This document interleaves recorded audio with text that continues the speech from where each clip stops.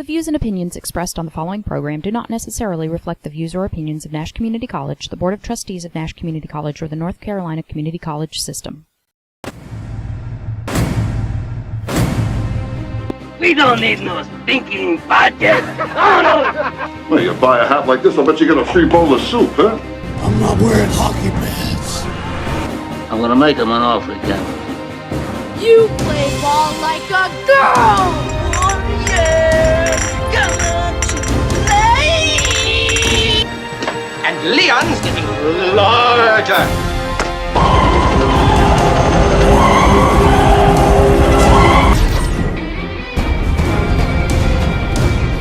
Nothing but pure and simple old-fashioned communism. But I was going into Toshi Station to pick up some power converters. Well, thank you very much. Can I be in charge for a while?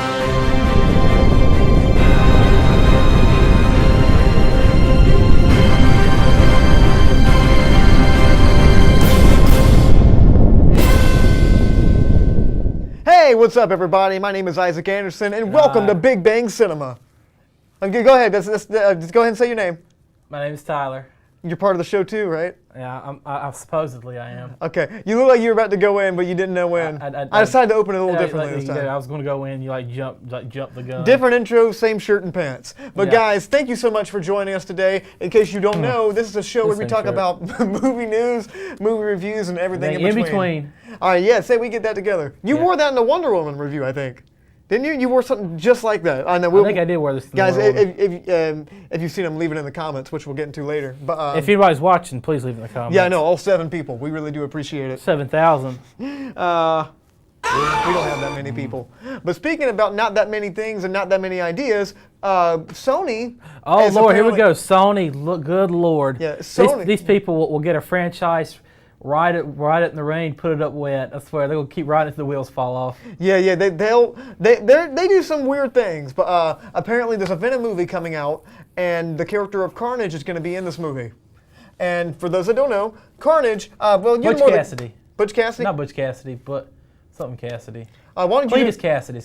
Why don't you tell the people at home what Carnage is? You know more about comics than I do. Venom's suit respawned, and it's a living creature, and it respawned. And it got, he was in an insane asylum, and it jumped off him, went into a serial killer, and he perfectly bonded with the suit because he was not fighting it, and he's a serial killing Venom symbiote. So he's more evil Venom. Oh yeah, Venom's an anti-hero. Venom is not that bad. He's kind of like a Deadpool kind of thing. There's no humor in this man. Oh, that's like in the sense like he's an anti-hero, kind of like he doesn't. He's a tortured hero, and this guy's straight up serious. He's kind of like. A lot of the shows they team up, but most of the time he's the arch enemy of Venom. And that seems pretty cool. I mean, I know for a fact that I think Sam Raimi wanted them in his sequels, but the Sam Raimi sequels did not really work out the way they wanted it to. If you saw the Spider-Man 3, that was pretty much a black Carnage. Yeah, well, isn't Black Carnage Venom? No, Venom's better. Venom's totally different from Carnage. He was screaming, running around, real skinny. Yeah, so they basically made Venom Carnage. So imagine there's a skinny red one, that's Carnage, and the big buff black one is Venom. Yeah. Oh yeah, is that like a metaphor for something? Yeah, it's the metaphor for this guy. Oh, come on, Red! But I mean, so Sony is producing this. Do you think we're actually going to get a little bit kind of integration with the new Sony Spider-Mans that are kind of It better be. This thing's going to fail. Do you think this is going to be like? Do you think eventually we're going to see these characters in the MCU? Probably not. Probably not. I'm probably just going to see Spider-Man. Maybe Venom shows up, but probably not Carnage and the rest of these. Because I mean, I got a feeling they're going to kind of. He's only going to be needed when the MCU needs him. He's going to have his own universe, kind of his own world outside of that. Yeah. So I don't think any of his villains are going to appear in any of the other Marvel films. So you think it's going to be more so kind of It's kind of like, MCU Spider-Man. It's like Spider-Man kind of hops between the two. Yeah, hops between the two. But like if it's in that world, doesn't that make them in the MCU world too? It's MCU world, but you're not going to see them in MCU movies. Yeah, but like it's kind of like I'd say like Daredevil. Oh yeah, kind of like the television stuff. Yeah, they're in the same world, but you're never going to see them in the movies. I mean, that's really kind of disappointing, don't you think? Well, I mean, you can see Spider-Man a lot. Maybe Spider-Man, or maybe I guess you'll probably see characters from the MCU in his films, but you're probably not going to see his enemies in the MCU. Do you think if the movie doesn't do well, as a last resort, do you think they're going to do like what they did with Spider-Man and try to give that more to Disney and Marvel? Most likely that's going to happen because this is a failed franchise. I mean, the franchise is worth $1 billion. They're probably going to sell it back to Marvel or Disney because Disney would be more than glad to buy it. Yeah, I'm sure they can make an awesome movie out of that. Who knows? Sony might be able to do an awesome movie about that, but we haven't seen an awesome movie like that since Columbia. Yeah, exactly. And well, I mean, Columbia is owned by Sony, so. Well, no, Columbia doesn't exist anymore. Yeah, I know. Oh, that's sad. I miss back when Coca-Cola was pulling the strings. Singular Wireless. Remember them? Yeah. Remember that little Columbia? Remember Payless Shoes? Remember Marcy Grace? Do you remember Friends? I do back, remember Friends. I remember. I have some right here. Yeah. Ah, that's a good old trip down memory lane. You remember back when people would be there for you? You remember that? But it's not. I do. That was fail. I do. So sad. That's enough sad violin. I miss the 90s. I think everybody does. I think even marketing people do because they're always trying to market off of that. But. Yeah, back before the Facebook, MySpace, and everybody had a cell phone. Oh yeah, but yeah. So I hope this does well because we haven't seen this on the big screen done right. I want them to push a nostalgia factor with it. Really? Yeah, kind of nostalgia from like the very first Spider-Man film. I would love to see a tone like that in a movie because we haven't had a Sam Raimi tone in a superhero movie since his movies. Yeah. And that tone is just like not quite comic book, but it's not quite real life. And that's described by the producers of the film too. I think it's an amazing tone to have. Those movies are so much fun. Like so we're going to talk about some Spider-Man, the Sam Raimi ones a little bit later in some way. Stay tuned. But that tone just kind of works so well. But now it's either kind of like we have to have the super ridiculously sarcastic, jokey thing like with Deadpool, or we're going to have like the super serious thing like Batman v Superman and Man of Steel. And there's no like real in between. There's no campy left. Yeah, there's no like campy fun kind of thing left. You can't go in between. It seems like you got to go one extreme or the other. And I kind of miss that about the superhero movies. But guys, if you have any opinions on any of these things we're talking about right now? Ant-Man. Yeah, Ant-Man. Oh, well, that was campy. No, it was still serious though. It still took place in that world. They all have been consistently kind of like that. But if you have any comments, questions, or you want us to talk about anything, please leave a comment right here at facebook.com. Oh, let's go over here. Facebook.com/Studio67NCC. I'm not going to hit you. We love to hear you guys' thoughts. And how much you miss the 90s. If you have any amazing 90s memories, comment about it too. Yeah, I would say, think about that makes me sad. But speaking about sad, Daniel Day-Lewis is retiring from acting, man. I'm more sad about the 90s being gone.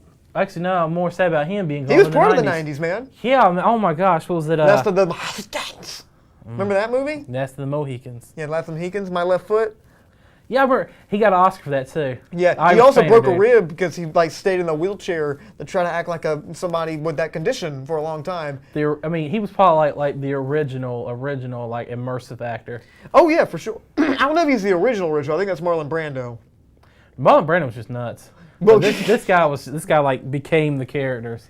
This guy definitely was his characters. I mean, like the Abraham Lincoln, Daniel Plainview, right there. Daniel Plainview from There Will Be Blood. That movie. Oh my gosh. Probably one of the best movies like that. It's like that Children of Men came out the same year. If the devil had a human form, it would have been that man. I mean, just to watch, he was maniacal, man. Brutal. I mean, he was straight up evil. And Paul Thomas Anderson, the director's chair, kind of helped too. But he's done so many awesome roles, like like we said last time. Bill the Butcher. Bill the Butcher, and Gangs of New York. Daniel Plainview is probably the one he's most known for, right next to Lincoln.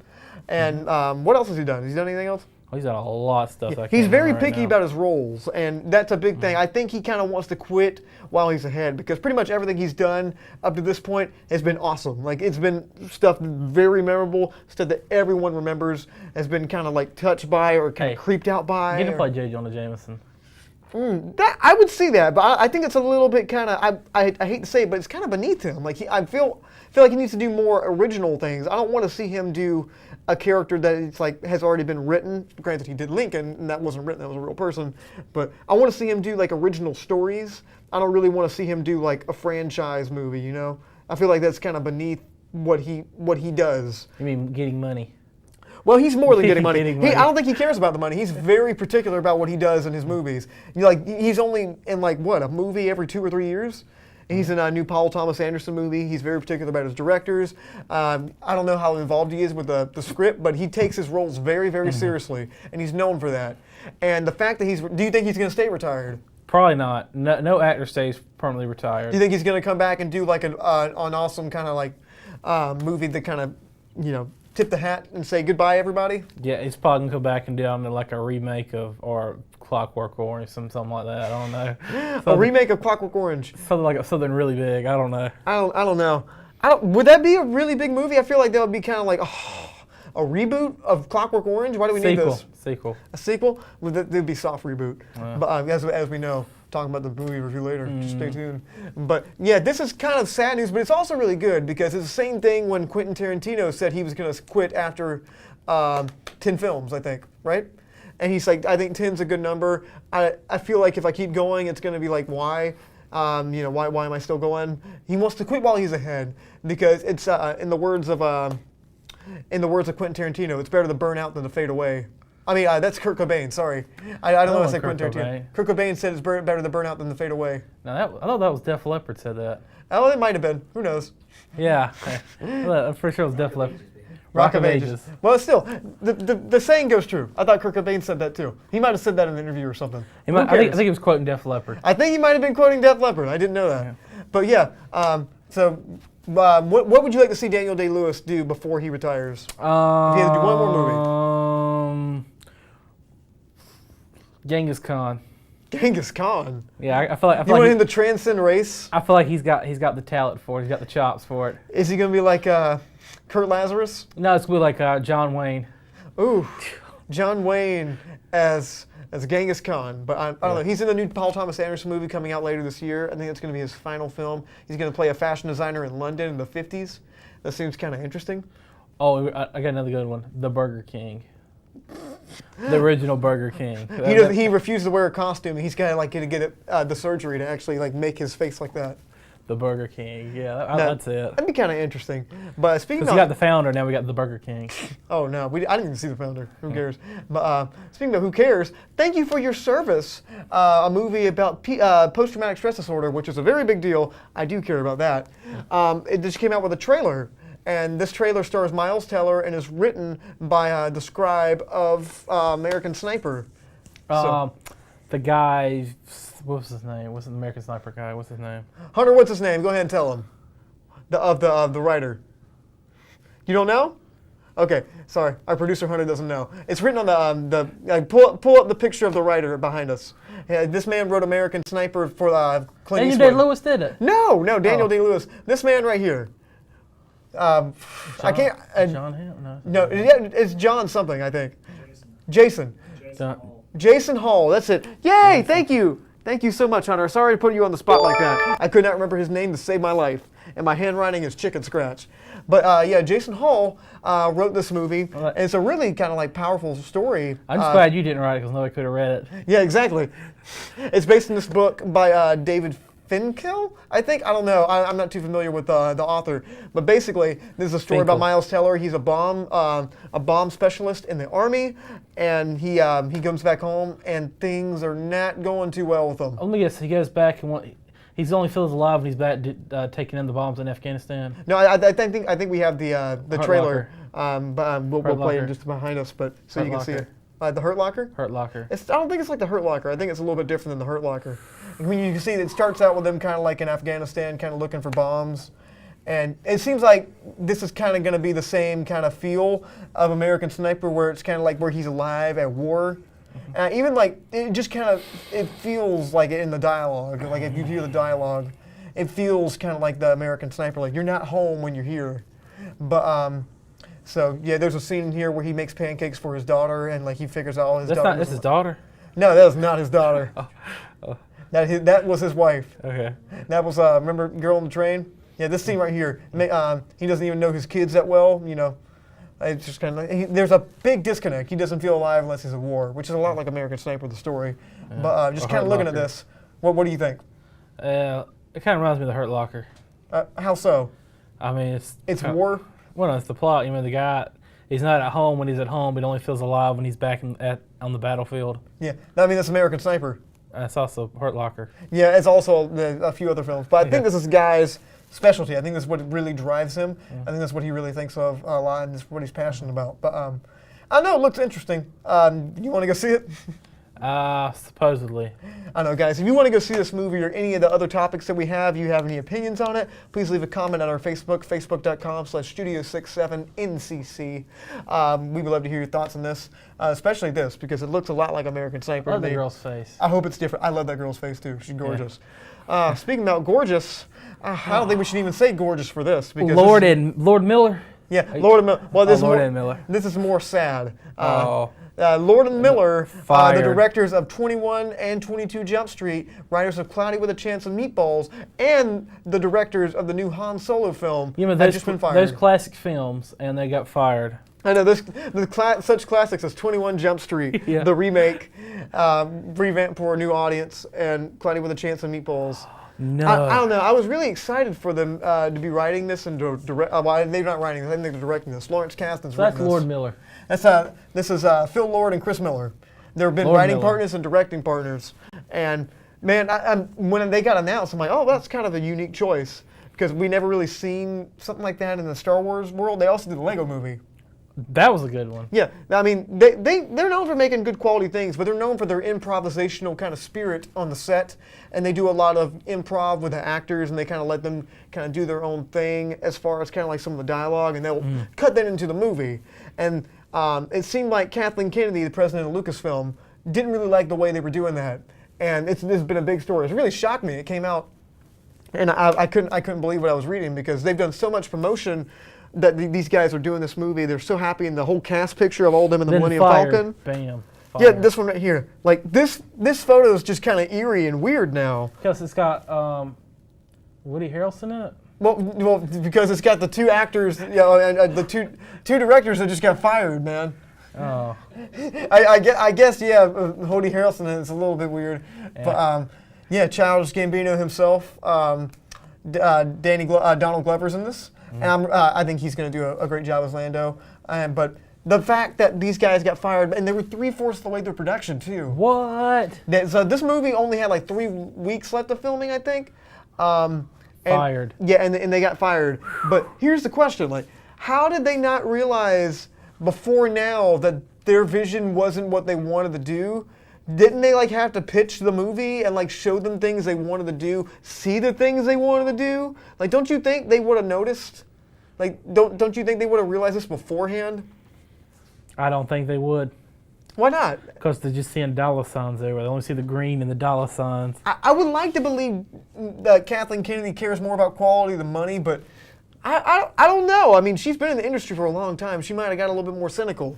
Like I was looking at the a little cynical. A little bit cynical, but I think that Kathleen Kennedy does have a great track record with producing films. She's all the Spielberg stuff. E.T. Yep. She was Steve Spielberg's assistant, I think, back then, or secretary.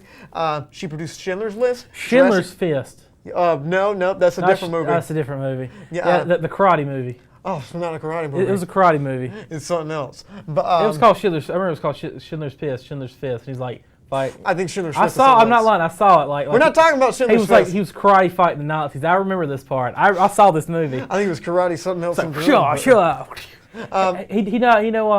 We're not talking about Schindler's Fist. I remember this film. I think she produced it. I'm pretty sure she produced this film. I don't think she produced that film, but she also drew it. Because he knew Krav Maga and he was fighting all the Nazis with it. I don't think that's it. But she produced Jurassic Park. Another classic. Yeah, she produced so many awesome Spielberg films and a lot of other films from other directors that Back to the Future. See, I think that they got fired because Ron Howard's like, I would have loved it in that film. My schedule's up, and they're like, you're fired. Come on, Ron Howard. Come on, little Opie Taylor. Come on, Opie. That's the next part of the story. Ron Howard got hired on like literally 2 days after they got fired. I got a feeling they got fired so Ron Howard could be in it. That's what happened. I don't know, man. I feel like this is probably a case of like Lord and Miller, like I said, very improvisational spirit. I feel like this is a matter of they wanted something more safe.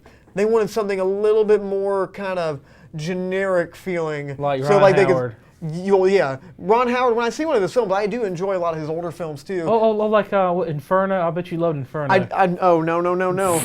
I did not like Inferno. I fell asleep during Inferno. What was the one before that? That was really bad. Angels and Demons? That was just as bad. And The Heart of Sea? No. Never saw it. No. The Da Vinci Code. I didn't like that film. I like Da Vinci Code. But Beautiful Mind's probably my favorite film of his. My favorite one is probably The Grinch. Yeah, The Grinch is pretty cool. I love The Grinch. That's my favorite Ron Howard. But he got hired on 2 days after these guys got fired from this job. And like I do feel like Lord and Miller were going to give us something cool and unique that we weren't going to really see otherwise.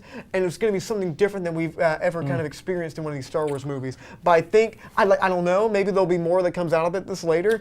I don't think we're ever going to see Lord and Miller's vision of Han Solo. I don't think we're ever going to see it. Because if they're not happy with it, they're not going to release it. Well, we just wait till it becomes public domain, then we'll probably see it. I think someone might leak it online. I don't think we're ever going to see it on Blu-ray. I think they're going to skate over it a lot on the Blu-ray, on the special features. All 30 minutes they're going to put on the $50 Blu-ray that they're going to put out. And eventually we're going to have the special edition with 5 minutes of Lord and Miller's version. But this is kind of troubling because it comes out next year. It's not even a year until it comes out. And like now they got to basically start over again. That's like DC level kind of like scrambling. And that really kind of concerns me. But I don't know. We got to see what happens after this. But my personal opinion, I think they wanted to do something kind of different and unique. And they were stomped on. They were just like, get out. They wanted go safe. home. They wanted safe, I think. But who knows? Maybe they had a wrong vision for the character. Maybe this is going to turn out great. But guys, if you have any opinions on this, again, anything at all that we talk about. What's your favorite Ron Howard film? Yeah, go ahead and answer that one too. Please leave a comment at facebook.com/ why don't you do the last part? Studio 67 NCC. Why don't you put your fingers right there where the logo is, buddy? That's better. Hey, and come on, you're almost there. Almost there. Move up, up, up. No, put the hands down. Put the hands down. No, fingers down. Okay, just Studio 67 NCC. We would love to hear you guys' thoughts. So we're going to take a really quick break, but when we come back, we're going to have a really fun segment for you guys. Stay tuned. Oh, Lord. Did you know Nash Community College offers 12 degree programs entirely online? Are you interested in information technology? Explore information technology systems, network management, systems security, healthcare informatics, or web design and administration. These 2-year programs are only a few of the online associate degrees offered through Nash Online. Students receive the same quality instruction and resources as on-campus students without ever stepping foot on Nash's campus. Learn more about Nash Online today at online.nashcc.edu.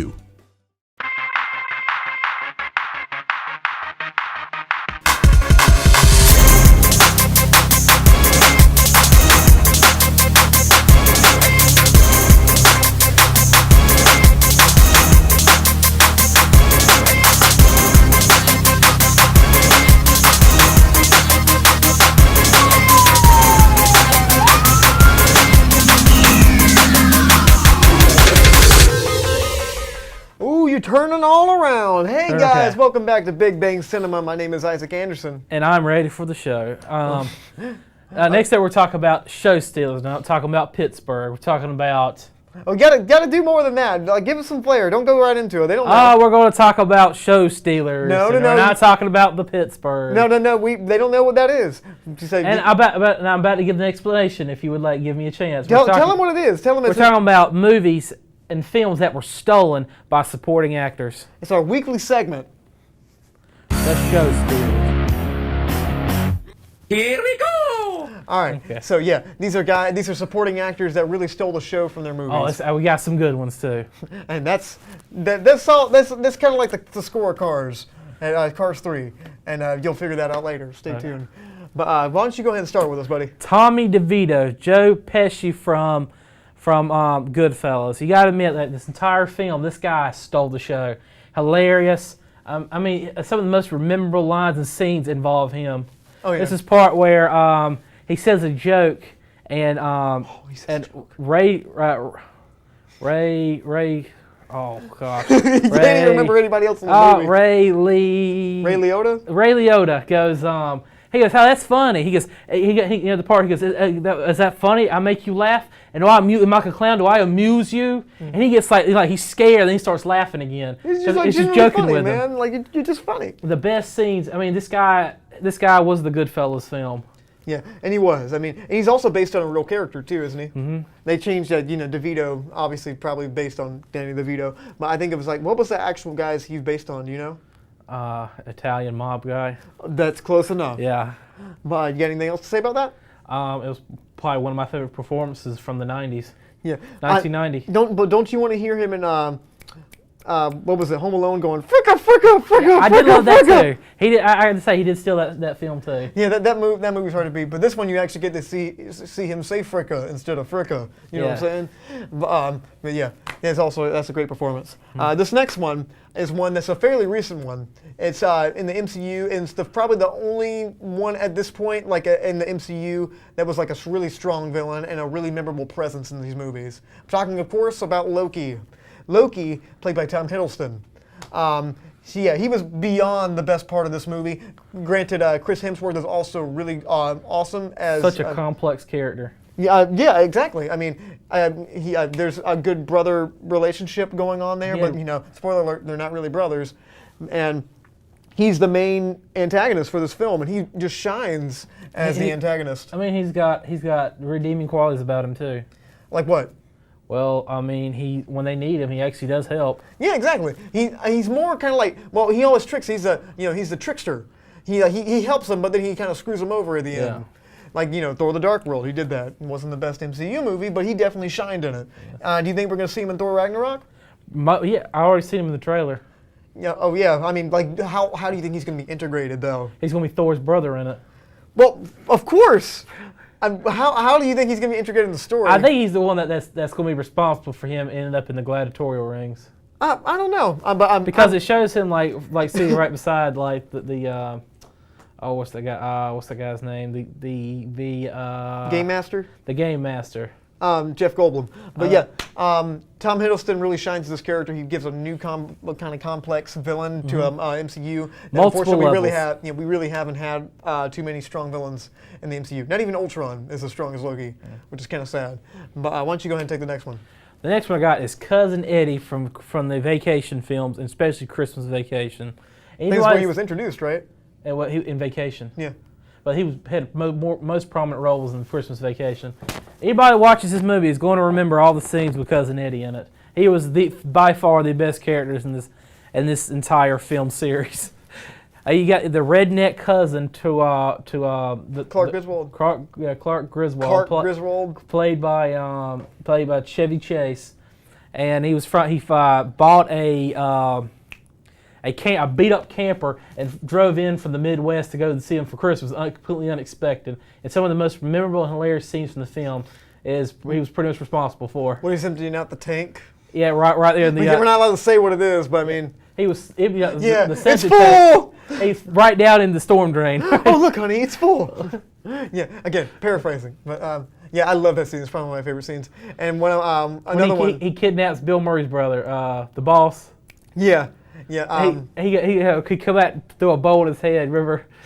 I love when they're about to go sledding, and he says, "Yeah, it's a lot like the plate they put in my hand after Nom." It's like I liked it, but every time my wife turned on the microwave, I peed my pants and forgot who I was. That is all. Every single time I see that, it always makes me laugh. I mean, he's just the most memorable character of the entire film series. Oh yeah, he just so many memorable lines, and he has his own solo movie that sucked. Yes. Cousin Eddie's like Bahamas Vacation or something like that. I don't know. We got to talk about that one day on the show. But I'll go ahead and take the next one. This next one is a movie that's very it's one of those movies you watch once and never want to watch again. Like we talked about last week. I love watching it.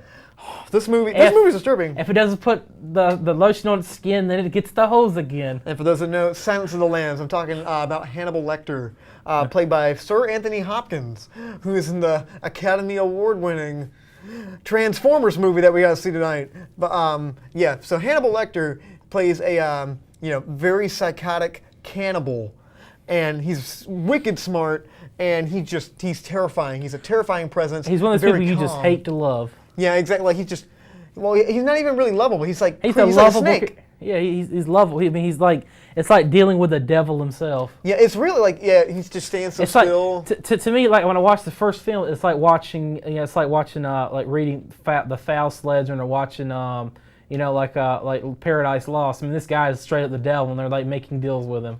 Yeah, and it's like he says things that make so many people uncomfortable. He does things that make people uncomfortable. Yeah.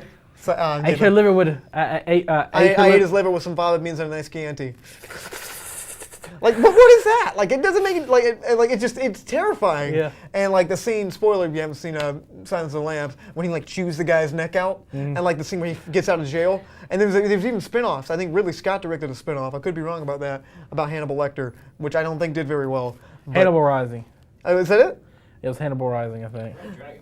Yeah, I'm not really sure. We'll look that up Red later. Dragon was the first, the chronological first one. But yeah, this movie, he really shines, and he's not even in that much of the movie. The movie's not even about him. He's like a consultant that Jodie Foster's character goes to. It's like Hannibal Lecter and then like Buffalo Bill. Yeah, Buffalo Bill. Like, who cares about Buffalo Bill? I want to see this guy. Yeah. Which is why they made more movies about him. But yeah, Hannibal Lecter, Sir Anthony Hopkins, fantastic performance. But why don't you take the next one? I think this is the epitome of our segment today, stealing the show. Was the Joker from The Dark Knight. This guy right here, if you think of Batman, he's so ingrained into like Batman superhero culture that you can't think about the Joker without seeing this guy's face, or any superhero villain without thinking about a Joker played by Heath Ledger. That picture on the screen right there is just so terrifying. See, when he got cast, people were like, "You got Heath Ledger, the guy that was in those teen comedy films. You got him to be it," and nobody had faith in it. And then. Bam! He did this. It was probably one of the greatest performances I've ever seen. I mean, it was like so immersive. You felt like he was the Joker. I mean, he was the Joker. He wasn't Heath Ledger. He was the Joker, and it was just like there was so much detail in every aspect of this character. It was awe-inspiring. And then guys like Jared Leto tried to recreate that. Oh, and it's just awful.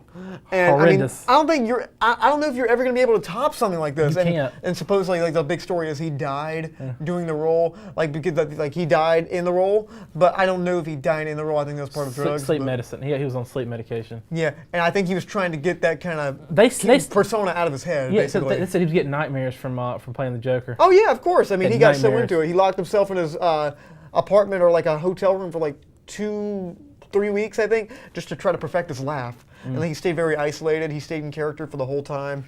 And by the way, that picture you keep sharing around on Facebook, guys, of him going over with a skateboard on Batman, it's fake. Don't keep sharing it. But I hate when I see that. It's like, look how much Heath Ledger's having. It's not real. It's the scene where he jumps on him. But that's beyond the point. But continue. And he received an Academy Award for his performance in this film, and he by far outshined every other character in this entire film. Yeah. I mean, I'd say it made Christian Bale seem like a minor character in his own film. I know. Well, it's like Batman is like it's a Batman movie with very little. It's not a Batman movie. It's a Joker movie. It's definitely the Joker movie, and I don't think we're ever going to get anything quite as good as that. But hopefully, we might get something different in this new kind of universe. But I don't know. Maybe we already got something in this universe. It is Jared Leto. It's big stinker pile, but. Oh, come on, I'm gonna hurt you really bad. Harley Quinn! I got tattoos! What's up, dude? I'm crazy! I'm crazy! What is he?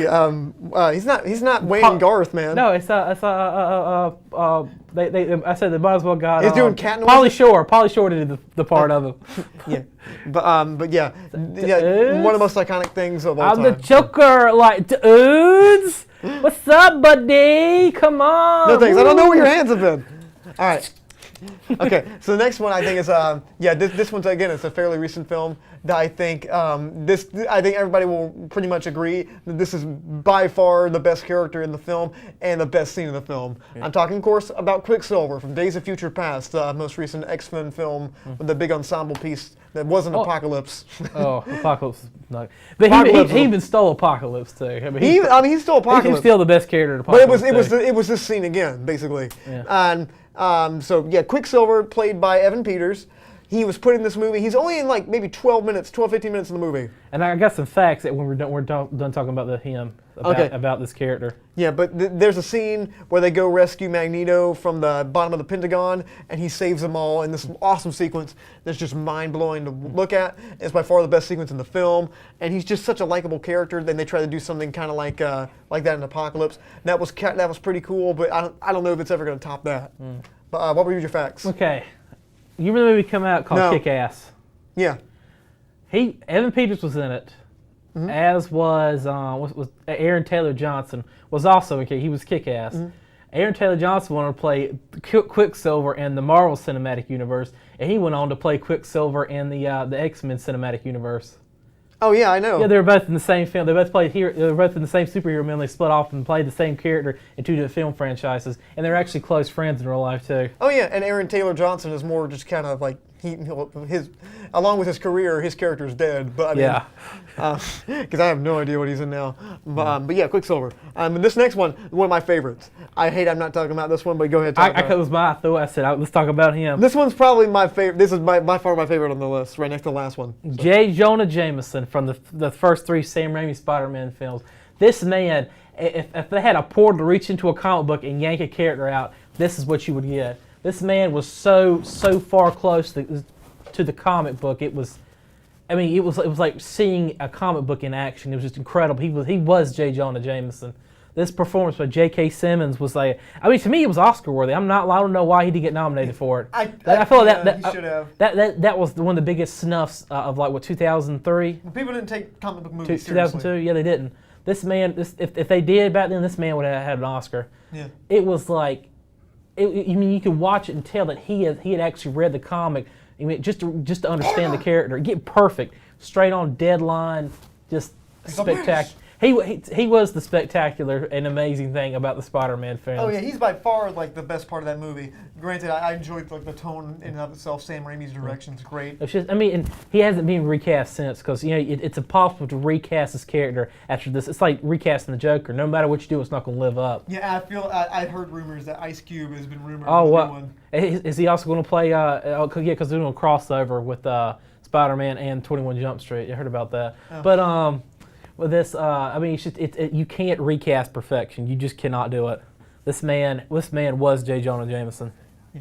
But again, that's one of my favorites, and I have a feeling they're going to probably integrate him in the very last scene of Spider-Man: Homecoming, or have him in there somehow. I don't know. It'd be awesome if they could. But this last one again is probably my favorite, right next to J. Jonah Jameson. This one is from a movie called Tropic Thunder. And you misspelled his name. Well, no, this is how you spell his name. Oh. His man's name is Kirk Lazarus, played by Robert Downey Jr. And Kirk Lazarus is basically kind of a rip on guys like Daniel Day-Lewis and like Marlon Brando and stuff. He's a method actor who he's had all these Academy Awards, and he decides he's going to do this war movie.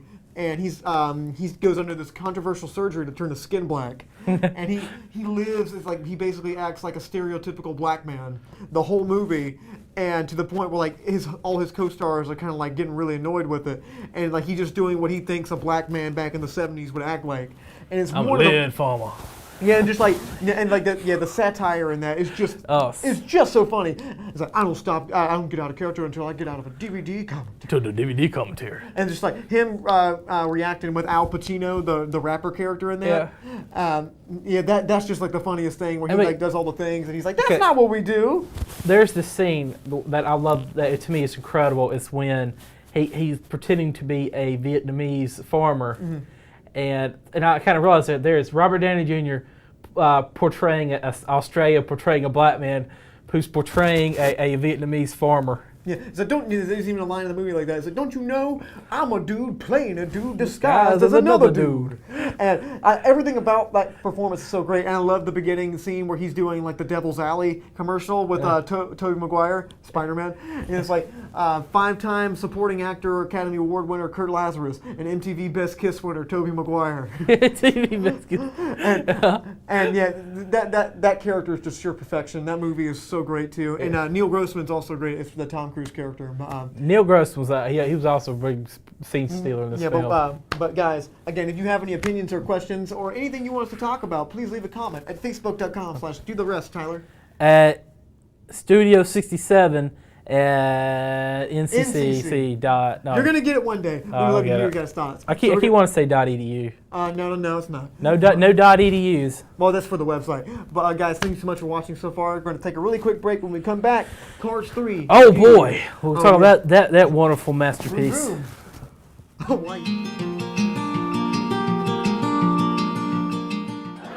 Hi, my name is Renee Martinez, and I am the Summer Bridge Coordinator for Nash Community College. The Summer Bridge is a 3-week program in which incoming freshmen will take ACA 122, which is our college success course, and PED 110, which is Fit and Well for Life. The students will also take an English and math seminar to refresh their skills in those particular areas so that they're ready to go for their college classes in the fall. The class will be from July 10th to the July 28th, and we will have registration beginning in April. If you would like more information, you can contact me at crmartinez699@nashcc.edu. We look forward to seeing you in July. Did you know Nash Community College offers 12 degree programs entirely online? Are you interested in information technology? Explore information technology systems, network management, systems security, healthcare informatics, or web design and administration. These 2-year programs are only a few of the online associate degrees offered through Nash Online. Students receive the same quality instruction and resources as on-campus students without ever stepping foot on Nash's campus. Learn more about Nash Online today at online.nashcc.edu. Hey guys, welcome back to Big Bang Cinema. My name is Isaac Anderson. I am still Tyler. Nothing has happened. Woo! Yeah, yes it has. I've So many gone things anywhere.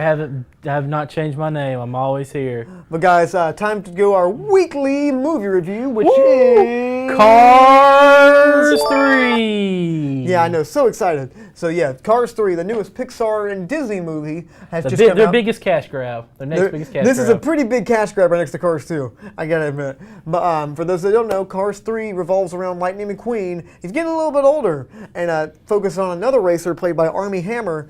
And yeah, it seems kind of like there's a bunch of new cars with a bunch of high-tech things going on with them. And Lightning McQueen's just not coming up. And after an accident, he decides he's going to train and get better just like the young people. But as he goes there, some things arise. So basically, real bare bones storytelling right here. Very basic story. And we saw this last week. So I'm going to get your thoughts first. What do you think about Cars 3? I feel like a lot of it was rehashed. Yeah. It's a rehash of the first film.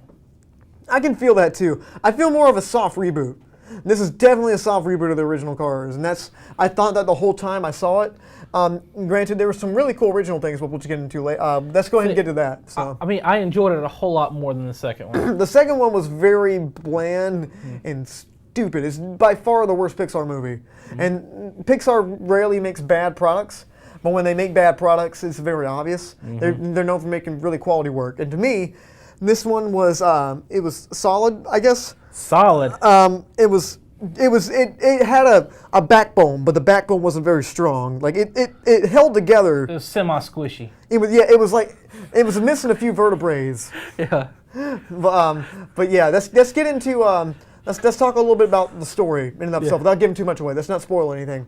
So the premise of the story basically is that all these new kind of young cars, all this high tech, the newest, the next generation of cars are coming up. Armie Hammer plays the one that kind of messes with Lightning McQueen the most, and we also have another car named Cruz Ramirez, who's like a trainer that helps train Lightning McQueen. And here's the car in and of itself. This Jackson Storm, it's called. And Cruz Ramirez is right here too, behind us. And Cruz Ramirez is kind of like she's a big part of the story too.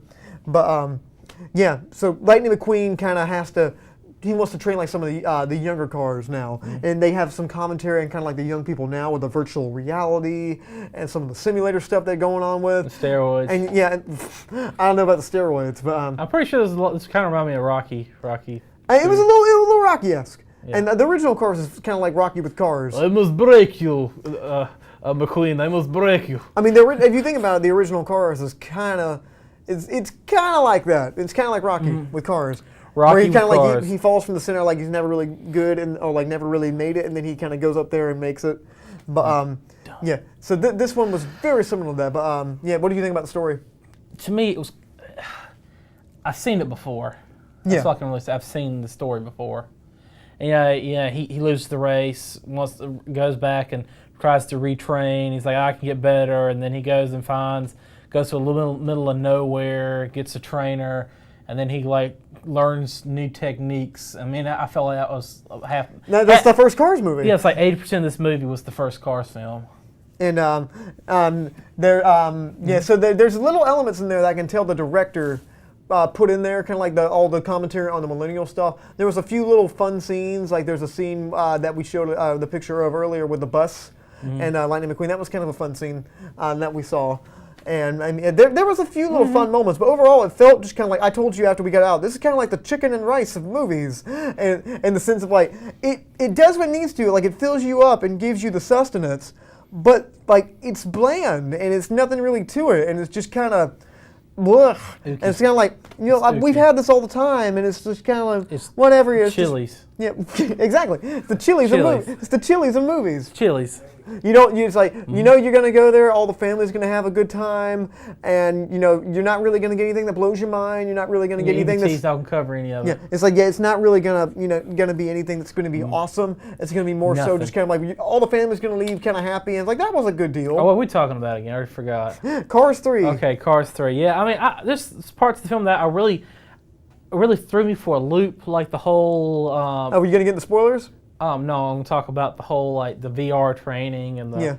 And the whole, it's just like, you're old. He kept telling me, you're old, you're old, you're old, you're old. And they just did the pan drip and the... Yeah, I mean, that's a big commentary to the whole movie too, which is I'm going to talk about later the stuff we didn't like.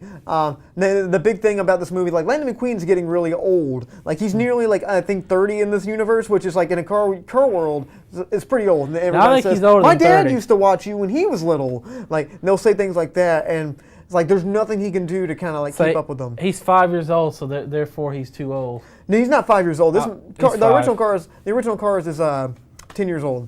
So he's 10 years old, and he's old. No, he's older than 10. He wasn't just born. He was like he's nearly. Are they born? Are they born? I don't know. Are they Are they little tiny They come out like little matchboxes out of the back of other cars. And they like grow at the up. Tailpipe. Do they just change their parts? Do they actually grow? How are they made? See, that's the thing about this. If he was too slow, why not get his engine replaced? Is his engine his soul, his brain inside the engine? If you got replaced, somebody put his brain in the body. I don't know. Very confusing here. Like, why didn't he get tune-ups, like upgrades or tune-ups? Why didn't he put any nitro inside of him? That would have helped him win the race. I don't know, because he's not Vin Diesel. Oh, okay, yeah, Which I felt like they should have done a car called the Vin Diesel car, cause. Wow, this car's great. Yeah, but I mean, overall, I like the kind of thing that's like you're getting old, but it's time to kind of get into the basic message of the movie. Slight spoilers from here on out. If you're old, you're useless. Oh wait. So the whole premise of the movie. So at the end of the movie, we just go ahead and tell you what happens at the end of the movie. Yeah. So Cruz Ramirez trains him, and it seems like Cruz is is better than him, and she always wanted to be a racer. And so Lightning goes through like one last test race with him, and like she wins, and Lightning's like, there's no way I'm ever going to be as good as I need to be. There's no way I'm ever going to be these young guys. And then he lets Cruz Ramirez take over for him, and Cruz Ramirez wins. Okay, well actually what happens is he still shows up at the race. He's like, I'm going to race. Yeah. I'm going to race. So he's racing, and he's just falling back. And then she shows up and she's like, you can do it. And then he was just like, switch with me. So they switched. Yeah. Everybody's like, no, don't let her do it. And then she just like swaps there, just puts everybody in the dust, and she wins the race. I know, but that kind of is like a really weird message, But though. she trained with him. She trained with him the whole time, so everything he learned, she learned it as well. Yeah, I know, but it's like that's the message. Like, no matter, it's like once you get old, you might as well pass it to the young guys. You're never going to make it as good. Or it's kind of a weird message, isn't it? Okay, what I got from it was if you're older, even though you're older, you're older, you might not be as fast, but there's still some stuff you can pass on. I mean, because he stayed back and he trained with her, and he became her new her pit guy. The thing. He's like, you tell her what to do on the headphones. And that was like, I don't watch NASCAR, so I was really confused about a lot of this parts. But the last scene in this movie, because she got back there and she finished his 4-hour left turn for him. So the third act of this movie is verbatim the last act of the original Cars movie. It's the same exact I got you, kid. It was like Paul Newman. They even had a Paul Newman like show up his little ghosty car. He's like, I got you. Don't worry about it. Yeah, it was like the exact same scene. I think she even does the same thing, kind of like he does at the end of the movie. Yeah, does the trick.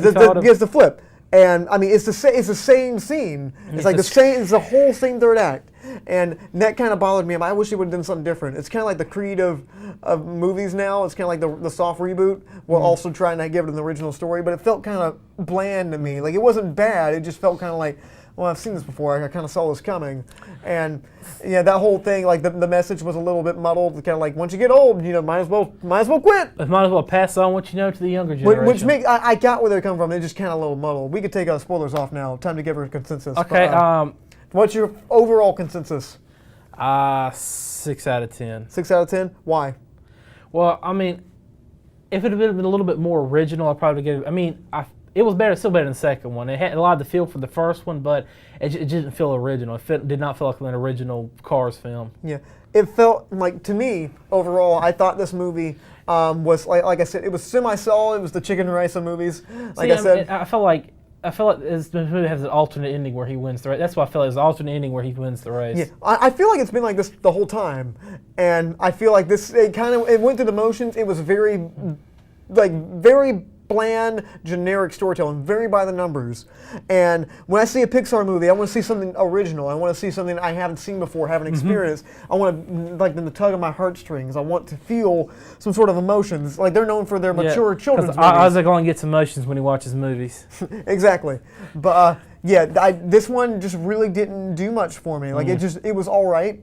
And it was nothing really extra to it. I'm going to give this one a 6 out of 10 also. It was serviceable, and I don't think it was anything else after that. Kids are going to love it.